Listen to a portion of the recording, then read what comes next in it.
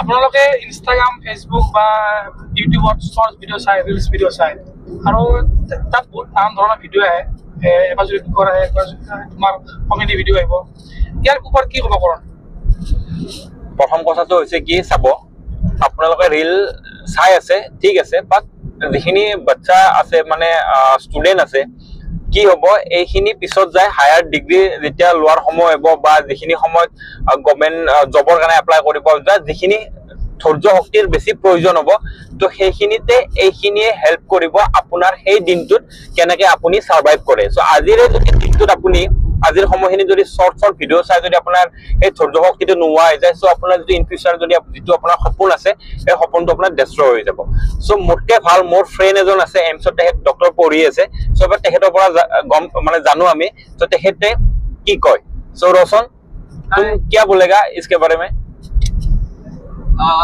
social media पे जो आजकल रील्स आप लोग स्क्रॉल करते हो तो इसमें आप 2 मिनट के लिए देखते हो कोई नहीं और लेकिन उस पर घंटे कैसे बीत जाते हैं पता ही नहीं चलता है तो मैं बस इतना कहूँगा कि सोशल मीडिया दो धारी तलवार की तरह है आप जिसको जैसे यूज करोगे वैसा भी काम आएगी उसमें बहुत सारी नॉलेज ऐसे अवेलेबल है जो आपके काम आ सकती है तो सोशल मीडिया का यूज करो अपने काम के लिए क्योंकि उसका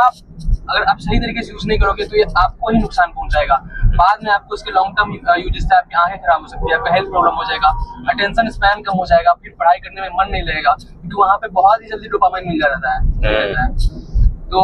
अगर एंजॉय करना है तो दूसरे तरीके से एंजॉय करो दोस्तों के साथ खेलो फिजिकली गेम्स प्ले करो घर में अगर फैमिली के साथ है तो सोशल मीडिया अवॉइड करो फोन अवॉइड करो फैमिली के साथ एंजॉय करो इससे आपके रिलेशन भी सही होंगे फैमिली के साथ और आपकी प्रोडक्टिविटी इंक्रीज होगी ओवरऑल यस और एक बात है मेरा আপোনালোকে যদি বেছি ভালকে আমাৰ কথাখিনিতকে যদি আৰু বেছি ভালকে জানিব ইচ্ছা আছে এবাৰ আপোনালোকে